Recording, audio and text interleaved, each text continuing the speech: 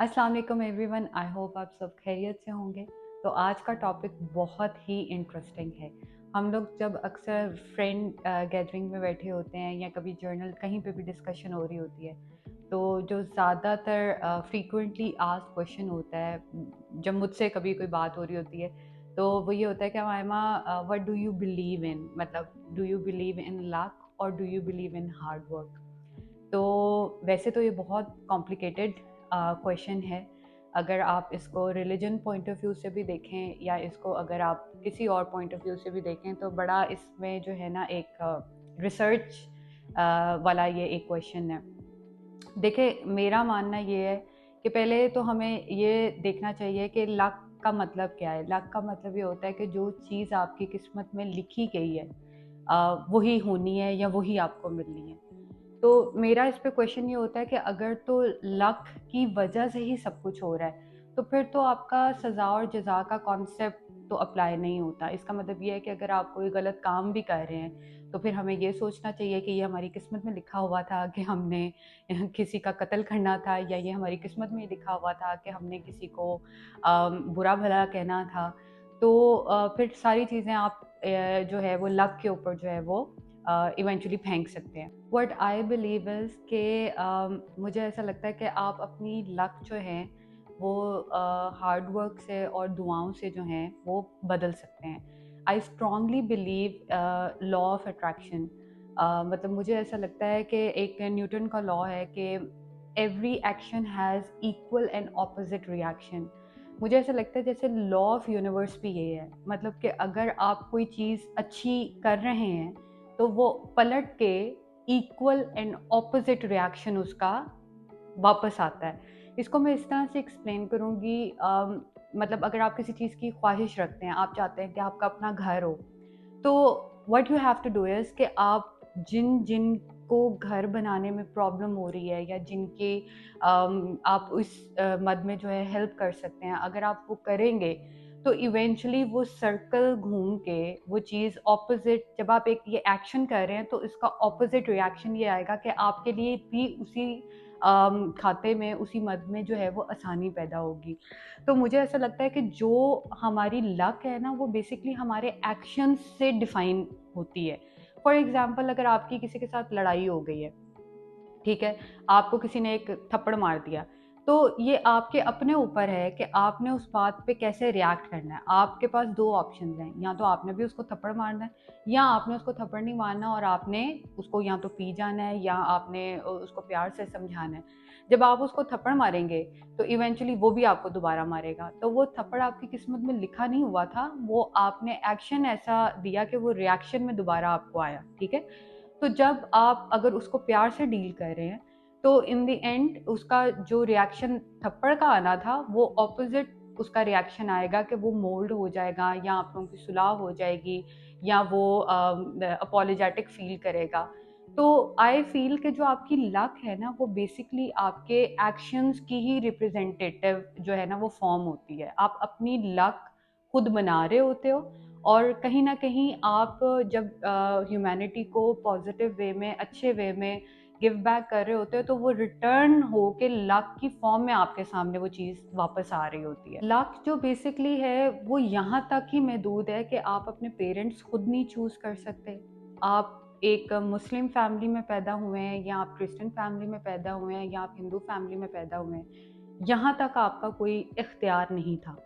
But जब आप एक फैमिली में पैदा हो गए हैं, तो इट डज़न्ट मीन कि आप उस चीज़ से शिफ्ट नहीं कर सकते। लाइक अगर आपने अपना ये कोई एक्सक्यूज़ नहीं है कि अगर आप किसी हिंदू फैमिली में पैदा हो गए तो भाई हमारी किस्मत में ही यही था तो हमने यही करना था। नहीं, ऐसा नहीं होता। बहुत लोग शिफ्ट करते हैं, चीज़ें करते हैं, वो आपका शऊर होता है। आपका एक क्या कहते हैं, एक मेहनत होती है, वही इवेंचुअली हार्ड वर्क है कि आपने नॉलेज हासिल की है, आपका एक्सपोज़र है, आपको सही गलत का फ़र्क पता है।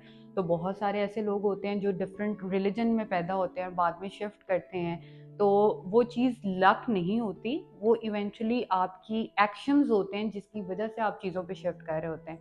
हाँ, आप अपने माँ-बाप चूज़ नहीं कर सकते, आप अपना रिलिजन जो है वो जिस घर में आपको पैदा किया गया है, वो आपके इख्तियार में नहीं है। बट बाकी चीज़ें इधर से अब आपने आगे कैसे अपनी ज़िंदगी को लेके चलना है, वो आपके इख्तियार में बिल्कुल है। इसी तरह मेरा ये मानना है कि अगर आपको खुदा ना खास्ता कोई बीमारी हो गई है तो मैंने बहुत सारे लोगों को अपना कैंसर जो है वो ट्रीट करते हुए देखा है। मैंने बहुत लोगों को, डायबिटिक पेशेंट्स हैं, उन्होंने अपनी खुद इलाज करके या डॉक्टर्स के पास जाके विल पावर से, डिटर्मिनेशन से उन्होंने अपने डायबिटीज़ को ख़त्म किया है, ब्लड प्रेशर को ख़त्म किया है, बड़ी बड़ी स्वेयर उन्होंने अपनी बीमारियों को ख़त्म किया है।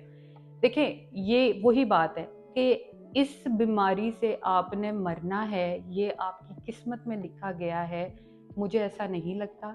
मुझे ऐसा लगता है बीमारी का इलाज है, मौत का इलाज नहीं है। मरना एक दिन सब इंसान ने है, ठीक है? आपकी अगर मौत आई हुई है ना, तो वो उसने बहाना बनना है। वो एक्सीडेंट से भी हो सकती है, वो किसी बीमारी से भी हो सकती है। बट अगर आपको कोई चीज़ डायग्नोज हो जाती है, कुछ लोग ऐसे होते हैं जो हार नहीं मानते। बहुत सारे हमने कैंसर पेशेंट्स देखे हैं जो बड़ी डिटर्मिनेशन के साथ उससे फाइट करते हैं, उससे निकलते भी हैं। कुछ लोग ऐसे होते हैं कि जो बिल्कुल ही छोड़ छाड़ के बैठ जाते हैं।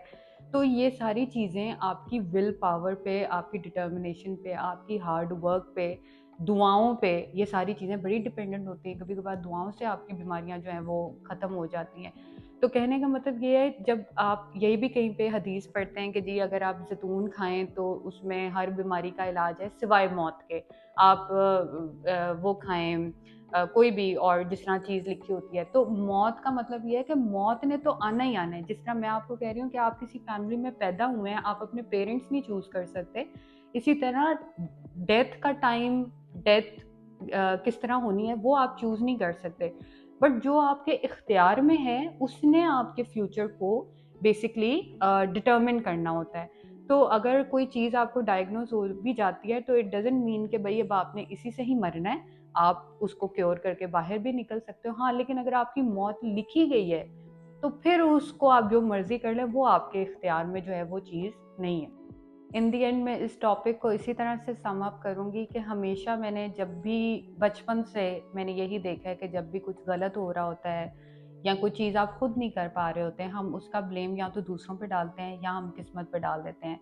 तो खुदाया किस्मत किसी की भी बुरी नहीं होती। किस्मत सबकी बहुत अच्छी होती है। आपके एक्शंस आपकी जो है वो किस्मत को जो है वो डिटर्मिन कर रहे होते हैं। अगर आप किसी बहुत गरीब फैमिली में पैदा हुए हैं तो वो आपकी किस्मत नहीं है, वो पैदा हो गए हैं। आगे से आपने अपनी एक जर्नी तय करनी है। उसके लिए आपको मेहनत करनी पड़ेगी, उसके लिए सैक्रिफाइसेस करने पड़ेंगे। और बहुत बहुत जो अमीर लोग हैं वो, उन्होंने एक्सट्रीम गुर्बत देख के फिर वो बहुत अमीर बने हैं। तो अगर हम इस चीज़ को मान के बैठ जाएं कि एक बंदा इस घर में पैदा हो गया है, अब यही उसकी किस्मत है, ऐसा नहीं होता। आप बहुत बहुत अमीर लोग बहुत बहुत लॉसेस भी फेस करते हैं, बहुत बहुत चीज़ों को वो डील कर रहे होते हैं। तो आपने अपने एक्शंस से अपनी किस्मत को जो है वो डिटर्मिन करना है। आप जिस चीज़ में चाहते हैं कि आपके लिए आसानी पैदा हो, आपने लॉ ऑफ अट्रैक्शन फॉलो करना है। आपने दूसरे के लिए उस चीज़ में आसानी पैदा करनी शुरू कर देनी है। वो जब डॉट्स इवेंचुअली आपस में कनेक्ट होंगे, वो घूम के कैसे आपके लिए चीज़ ने आसान होना है, क्योंकि जो आप एक्शन कर रहे हैं उसका ऑपोजिट एंड इक्वल उसका रिएक्शन आना है। तो आपने बड़े सब्र से उस चीज़ पे काम लेना होता है। और ये मैं इसी चीज़ पे बिलीव करती हूँ और मैं इसी चीज़ पे चलती हूँ। मैं अपनी फेलियर्स का, अपनी जो भी मेरी लाइफ में ट्रॉमास हैं, मैं उन चीज़ को कभी भी किस्मत के ऊपर ब्लेम नहीं करती, क्योंकि अल्लाह ताला हम सबसे बहुत प्यार करते हैं। वो कभी भी हमें दुखी नहीं देखना चाहते, वो कभी भी हमें दुख पहुंचाना नहीं चाहते।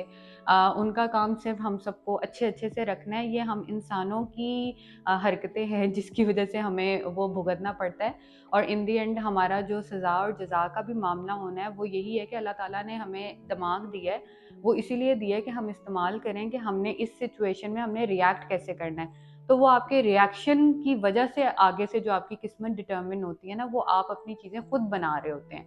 तो अगर आप सारी चीज़ें ब्लेम किस्मत पे कर देंगे तो फिर तो मुझे ऐसा लगता है फिर तो आप किसी का खून भी कर दें, वो फिर आपके हाथ में लिखा हुआ था कि आपने खून करना है, तो फिर तो कॉन्सेप्ट ऑफ सज़ा और जज़ा ही ख़त्म हो जाता है। तो मुझे ऐसा लगता है शायद मैं अपनी बात पता नहीं आप लोगों को समझा पाई हूँ कि नहीं पाई, बट मैं इसी रूल को, इसी चीज़ को फॉलो कर रही होती हूँ। और मैंने अपनी लाइफ के निचोड़ से ये चीज़ें सीखी हैं। मैं इन चीज़ों को मैंने बड़ा क्लोजली जो है वो एक्सपीरियंस किया हुआ है। तो आई होप आपको इन चीज़ों को समझने के बाद, जानने के बाद थोड़ा आपका देखने का चीज़ों को जो परसेप्शन है वो ज़रूर बदला होगा। मुझे इजाज़त दीजिए। अल्लाह हाफ़िज़।